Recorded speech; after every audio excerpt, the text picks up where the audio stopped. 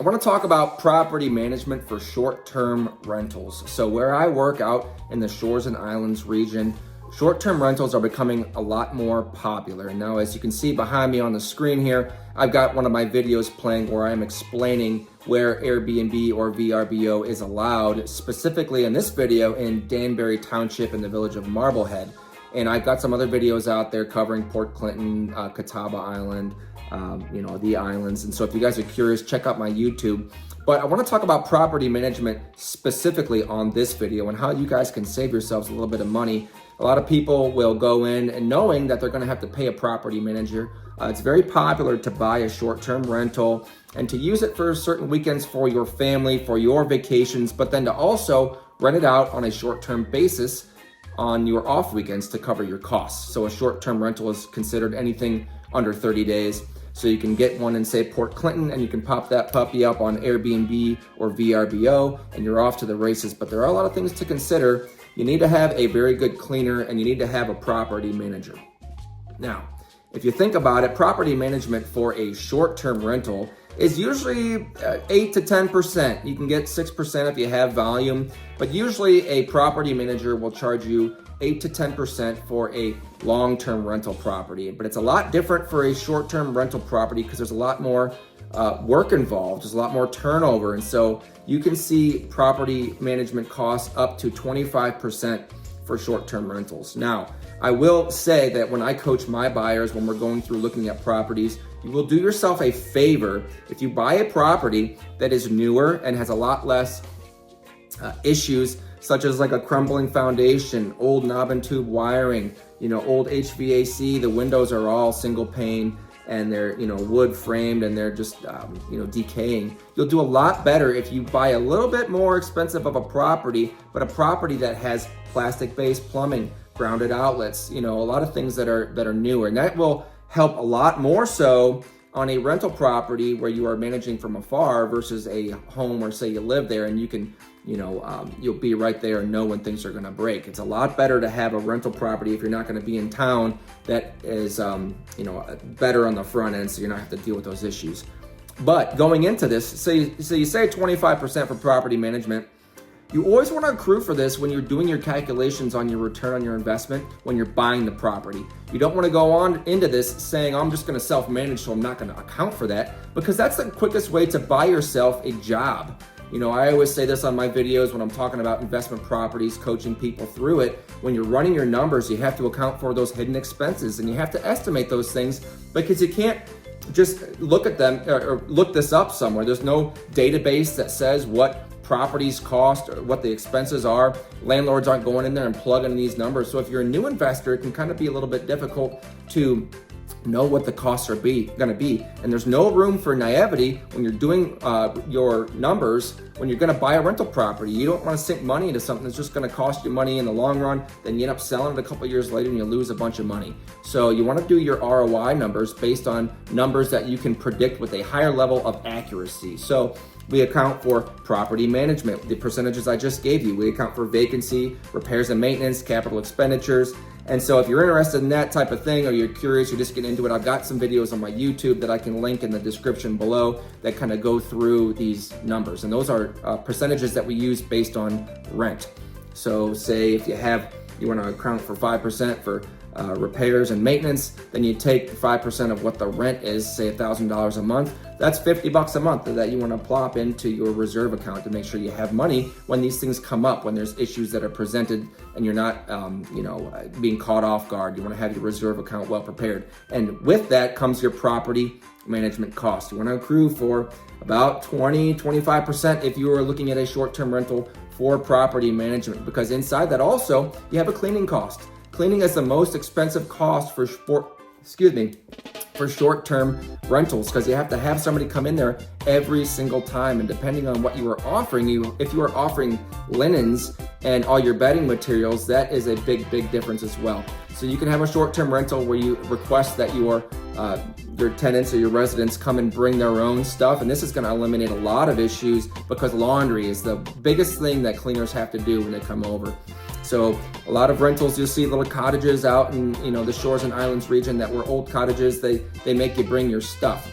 Now you're gonna limit your your tenant pool, and you're going to increase your vacancy if you have these requirements. So I would say if you have a property, you want to kind of do the analysis and the comparables and see what everyone else is offering, but find a good cleaner. There's a lot of good cleaners out there that will be your eyes on the ground and your boots on the ground for you. And if you need a couple references out in the Shores and Islands region, just reach out to me and I can shoot you some numbers and you can call them directly. I don't work with anybody. No one's getting a kickback for anything that I say. So I will give you a couple numbers of just folks that I know. Or if you are a cleaner out there and you want to let me know that, you're offering services to spread around, shoot me a message as well. I'd be happy to add you to the little list that I have.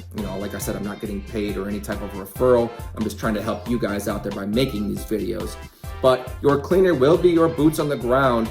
They're going to be in the property after people check out. They can go in, and if you have it set up correctly on the platforms, Airbnb, VRBO, then you can get a rhythm going with your cleaner and they know when they can come in. You can send the notifications directly to them via text in order to have them know when the folks are going to be in there, when they're going to be gone, so that way they can go in, do their cleaning, do the laundry and whatnot. Now, if you do offer laundry, which is it's going to increase your tenant pool and decrease your vacancy a lot, then you're going to have your cleaner then come in and do that laundry and have time for that to take place. And so if you get a good cleaner, they can be your boots on the ground and tell you if anything's busted. They can operate the systems in the house. They can make sure that there's no issues for your next tenant, because when you are on those platforms, Airbnb or VRBO, your reviews are more important than anything. I actually just helped a seller sell a property over on Fremont Road, over near the track, and they were a super host, and she was very, very acutely aware that helps a ton. And in my listing, I made sure to mention that she was a super host. I put all of the reviews as pictures, or some of the reviews as pictures in the MLS, so that potential buyers of that property knew that she had great reviews and she had super host status. We sold that property. It was listed at $350, and we sold it at exactly $350 after a few months on the market, full asking price. And so when you're buying a short-term rental or selling a short-term rental, you want to take these things into consideration. And so your cleaner is going to be the best person to have, a good person in there, someone that you can count on, because those reviews are going to be based on how the property looks. And if you're not there locally, then you're going to need to have a good cleaner. And if you don't have a good cleaner and you're not willing to, be as involved, then of course hire a property manager. And if you like, I can also give you a couple names for that.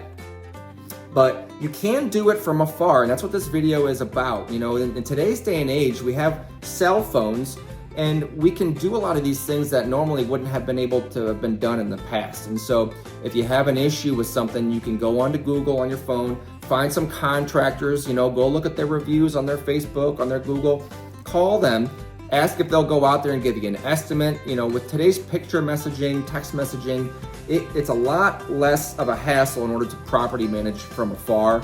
And so I self-manage my properties. I have a very small portfolio of long-term and one short-term. And it doesn't take as long as you think. I never have had a horror story where I've got a toilet broken in the middle of the night, and you hear people that say that in order to maybe keep you from investing in rental property, maybe because they haven't done it themselves. But you have a lot of naysayers out there when you say, oh, I'm going to buy a rental property. All you hear really is people trying to stomp on your dreams maybe. And so trudge through that and know that you can do it. When I first started, I didn't have a lot of money or experience, but you get that experience by doing it. So if you one good thing you want to do is find a good realtor out there that can walk through the property with you. If you're not in town, then they can walk through via phone message with you and have them look for things. Of course, get a home inspection done if you're not going to be there and you just have a realtor looking for you. But you can buy a rental from afar. That will work out as long as you have people on the ground that you trust. And you can manage from afar. And I will give a quick example. I had a long-term duplex that I rent out, and the garage door busted. And the entire time it took me from when I hired the contractor to I got the door replaced was 3 minutes on my phone. I timed out how long it took me to answer my text messages. And of course it was a couple $1,000s to get a new door in there, but my time is almost more important sometimes than anything else, than the money. So it took me 3 minutes. I had the door replaced. It was a necessary cost, and of course any cost you have involved with a rental property is also a tax deduction. So think about these things. You can self-manage from afar if you are good with your phone. just make sure you have other good boots on the ground. And I'm gonna end this video with that. Check out my YouTube. I've got a lot of videos on there talking about short-term rentals and where they are allowed, specifically in the shores and islands region. It can be it could be house by house if you don't know what you're looking at. And for example, in Danbury Township, they do not allow anything under 30 days for short term, unless you're grandfathered in or you are in Lakeside. Catawba Island does not allow anything under 30 days unless you are grandfathered in, such as near Gem Beach or Come Sail Away condos. There's a lot of idiosyncrasies about each different jurisdiction. So make sure that you are working with someone that knows about these things, or do the research yourself, because you never want to buy a property or base your anticipated return numbers based on a property that is not allowed to be done. Short term is not allowed to be done there. It doesn't make any sense. If you buy a property and then 6 months later you got the man knocking at your door saying you can't do that, then it's just a recipe for losing money, and that's not a good way to invest. So I am here for you guys. If you guys need anything, more than happy to answer any questions that you got. I'll end it there. We'll talk to you guys later. Hope you have a great day.